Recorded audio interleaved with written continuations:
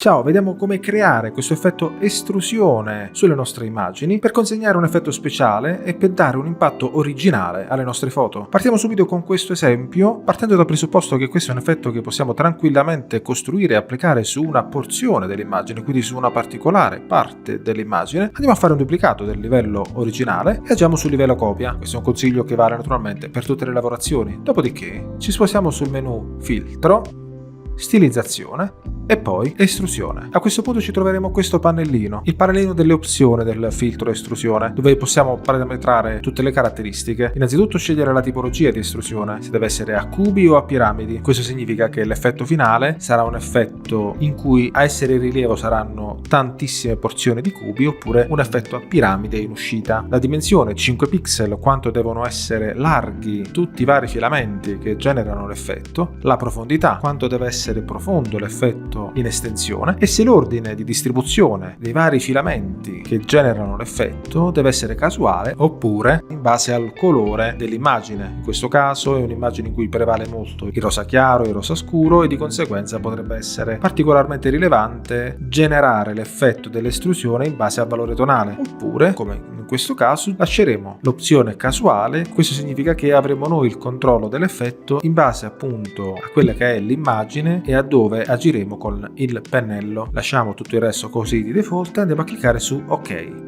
Un'accortezza può essere sicuramente quella di andare a ridimensionare l'immagine per evitare magari un sovraccaricamento della RAM delle nostre operazioni di calcolo, a meno che siamo sicuri di non avere un computer sufficientemente potente da poter reggere questo effetto anche sulle immagini ad altissima risoluzione. Sto parlando dei 2500-3000 pixel a salire, altrimenti possiamo lavorare anche su immagini che stanno sui 1000, 1280 o 1920 pixel. Bene, questo è l'effetto generato. Ora chiaramente dobbiamo andare a parametrarlo, quindi dobbiamo andare a scegliere la parte di immagine dove applicare, nascondendo tutto il resto. Perciò dobbiamo aggiungere una maschera. Con il livello selezionato, quello dove è stato applicato il filtro, ci spostiamo nella parte bassa del pannello livelli, qui dove di solito si aggiunge la maschera, e tenendo premuto il pulsante Alt da tastiera andiamo a fare un clic ed ecco qua, abbiamo generato una maschera nera. Significa che con il pennello bianco andiamo ad associare l'effetto solo alle parti di immagini dove useremo il pennello. Quindi ci spostiamo sulla palette degli strumenti, facciamo in modo che il colore principale sia il bianco, quindi facciamo lo switch da qui. Dopodiché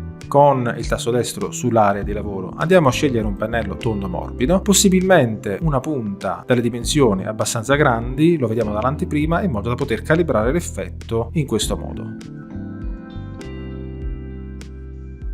Ed ecco qua, abbiamo applicato l'effetto estrusione solo nella parte bassa. Chiaramente se andiamo a switchare il colore, quindi da bianco facciamo in modo che il colore principale torni a essere il nero, sempre con il pennello attivo, andiamo a cancellare quindi la parte che è irrilevante nel nostro caso in questo modo.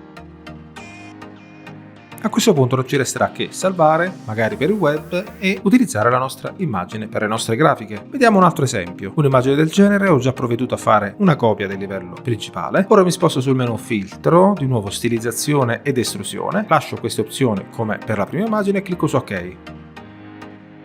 Ora che l'effetto è applicato su tutta l'immagine, aggiungo una maschera. In questo caso aggiungerò una semplice maschera bianca e poi seleziono la maschera e con la combinazione di tasti CTRL o Command più I la faccio diventare nera. Vi faccio vedere questa strada per mostrarvi l'alternativa. Possiamo generare quindi una maschera nera anche successivamente, dopodiché vado a selezionare lo strumento pennello, associo chiaramente come colore principale sempre il colore bianco, che posso o switcharlo da qui oppure aprire la tavolozza e associarlo direttamente dall'interno, dopodiché vado ad associare direttamente il filtro estrusione solo alla parte di immagine che mi interessa, che potrebbe essere la parte finale, come in questo caso. Oppure vado a fare un duplicato di questo livello, nascondo il livello inferiore, vado a selezionare la maschera, con il colore nero cancello l'effetto nella parte inferiore, associo di nuovo il colore bianco e lo vado per esempio a associare alla parte superiore, come se volessi enfatizzare la posa di questa modella che sembra quasi urlare. Ecco, l'effetto estrusione può anche andare a enfatizzare un'emozione raccontata da un'immagine. Vediamo infine questo terzo esempio. Vado a selezionare il secondo livello, il livello copia, torno su filtro, stilizzazione e estrusione, lascio i parametri finora digitati con la modalità casuale, clicco su OK. Bene, ora vado ad associare una maschera al livello su cui ho applicato l'effetto, direttamente con Alt e clic sull'icona della maschera, e con il pennello bianco vado ad enfatizzare tutto attorno al soggetto principale dell'immagine, in modo da enfatizzare il soggetto al centro. Ecco, è come se avessi sostanzialmente costruito una sorta di riflettore verso il centro che enfatizza e rende ancora più protagonista il soggetto dell'immagine. Se ti è piaciuto questo video, non dimenticarti di iscriverti al canale per non perderti nessun altro video su Photoshop, Illustrator e tanto altro ancora. Ciao, grazie e al prossimo video!